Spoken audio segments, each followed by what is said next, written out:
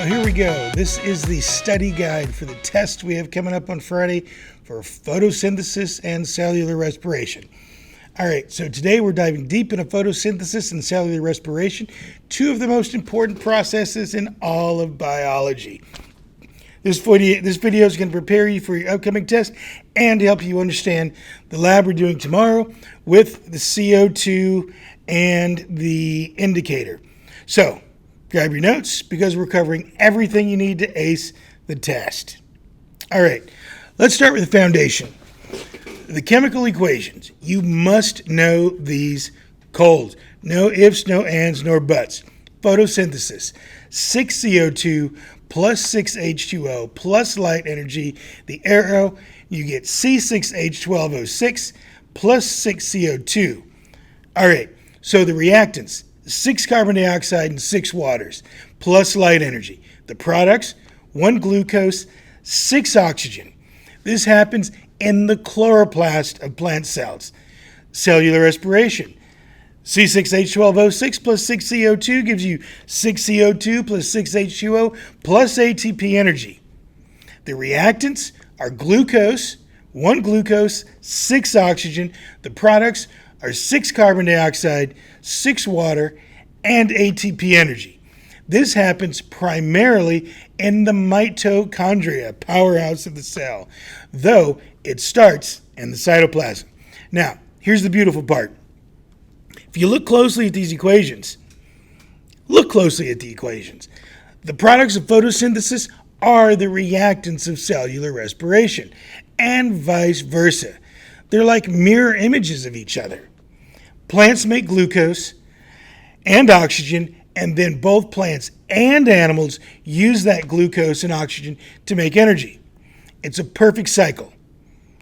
Quick practice problem. If a plant makes 12 oxygen molecules during photosynthesis, how many glucose molecules did it make?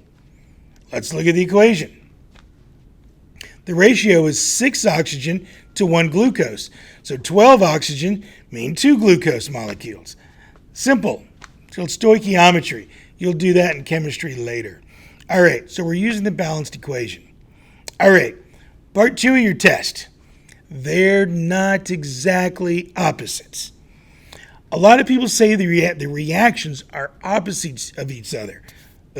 A lot of people say the reactions are opposites of each other. And yeah, the equations look opposite. But here's something crucial. They're not just playing the same movie backwards. Think about it this way. Photosynthesis requires light energy input. It's building complex molecules from simple ones. That takes energy. Cellular respiration, on the other hand, releases energy. It's breaking down complex molecules into simple ones. It's releasing energy. Also, photosynthesis happens in chloroplast during the day when there's light, while cellular respiration happens in mitochondria. All the time, day and night, in both plants and animals. All right, here's a key point. Plants do both processes. That's really important to remember. During the day, they photosynthesize and respire. At night, they only respire because there's no light. Don't fall for the trap thinking plants do photosynthesis, animals do cellular respiration. Plants are overachievers. They do both. All right, now let's talk about energy flow in the ecosystem. We're going to trace energy from the sun all the way to the ATP in your muscle cells. This is a multi-step journey. Step 1, nuclear fusion in the sun creates electromagnetic radiation, light energy. Step 2, light energy is absorbed by chlorophyll in plant chloroplast and converted to chemical energy stored in the bonds of glucose during photosynthesis. Pretty simple so far. All right, step 3, you eat the plant or eat an animal that ate the plant, and that glucose travels to your cells. Step 4, In your mitochondria, cellular respiration breaks down glucose and converts that chemical energy into ATP. Right, the usable energy currency of cells. Step 5, your muscles use ATP to do mechanical work. Kinetic energy for movement. So, nuclear light, chemical, glucose, chemical ATP, kinetic. That's your energy transformation chain. Don't get that confused with your electron transport chain. All right, here's a critical concept. Where did the energy in glucose come from? It came from the sun. During photosynthesis, light energy is used to rearrange atoms from CO2 and H2O into glucose. The energy becomes trapped in the chemical bonds of that glucose molecule. When you break those bonds during cellular respiration, we release the trapped solar energy. Right, let's keep going. Why small steps matter. This is important. So, why does cellular respiration release energy in many small steps instead of all at once? Think about it. Burning wood, that's glucose being oxidized all at once. What happens? Boom! Heat, light, flames, all the energy is released as heat and it's wasted. Cells are much smarter than that. They break down glucose through glycolysis, the Krebs cycle, and the electron transport chain, capturing energy a little bit at a time in the form of ATP. It's like walking downstairs instead of jumping off a cliff. All right? Little by little instead of all at once. Each step captures some energy. If cells released all the glucose energy at once, 1, it would generate dangerous heat that could denature enzymes. They wouldn't work anymore. 2, most energy would be wasted as heat instead of captured as ATP. 3, the cell would literally cook itself.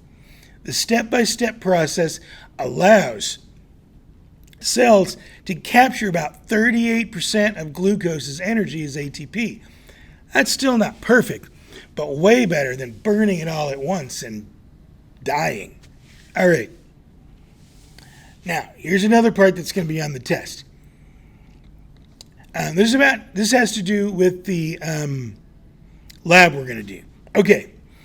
So this connects directly to the lab. So pay close attention.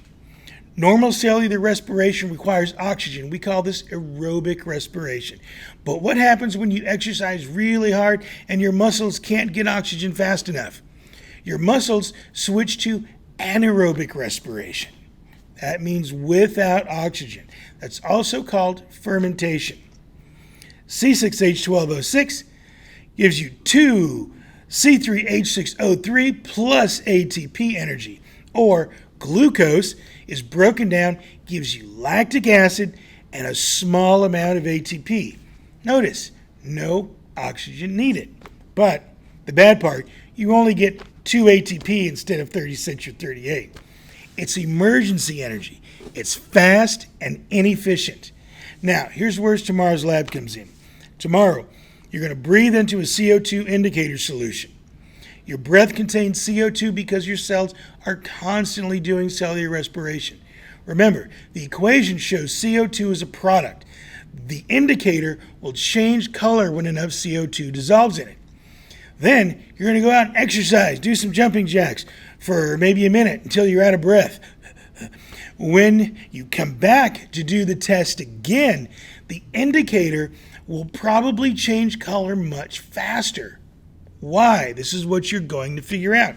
During exercise, your cells do more cellular respiration. They need more ATP for muscle contractions. More cellular respiration means more CO2 produced. Look at the equation. Your breathing rate increases, you bring in more O2, you expel more CO2. You also do some anaerobic respiration. When oxygen can't keep up, producing lactic acid, that's that feel the burn in your muscles. That's the buildup of lactic acid. But here's the cool part.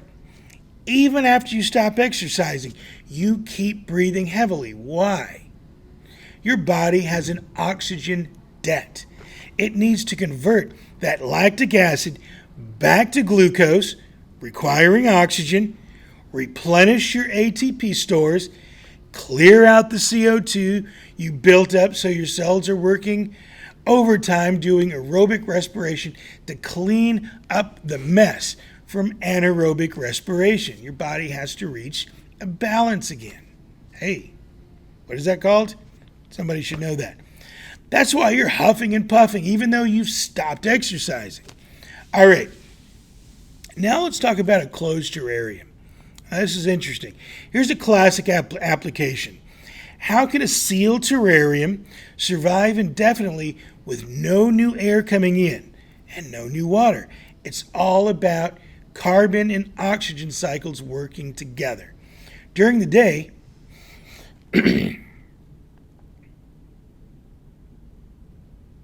plants do photosynthesis.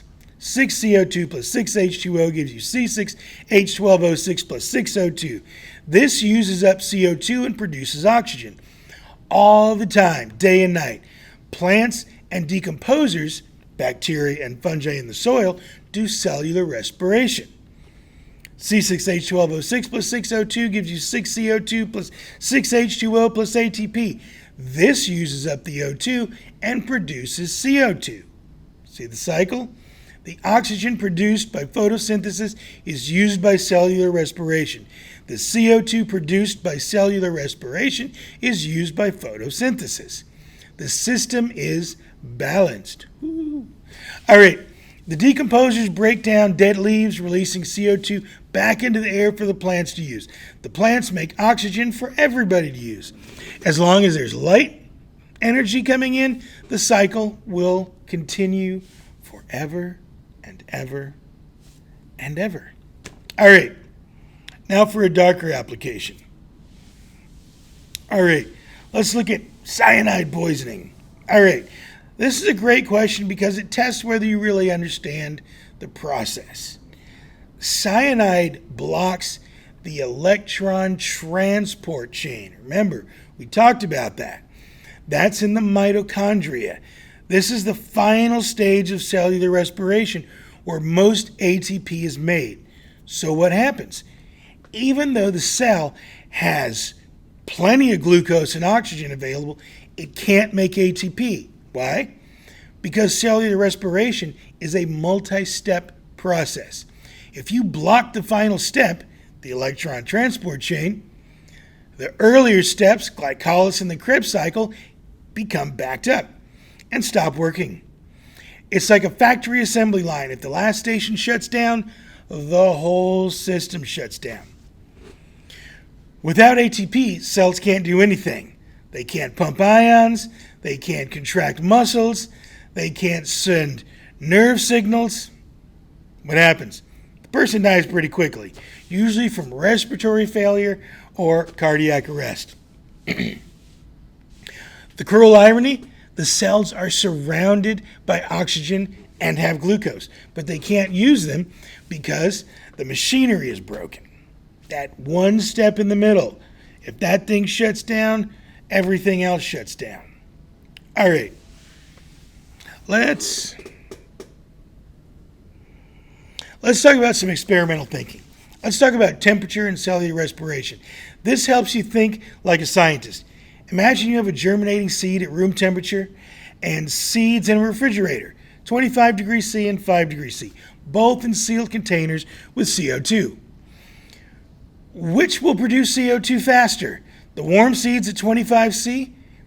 Why? Two reasons. One, chemical reactions speed up with temperature, up to a certain point. There's more molecular movement and more successful collisions. Two, enzymes work faster at an optimal temperature, and cellular respiration depends on enzymes. But here's the important part. The cold seeds at 5 degrees are still respiring, just more slowly. If you see less CO2 production, it doesn't mean respiration stopped.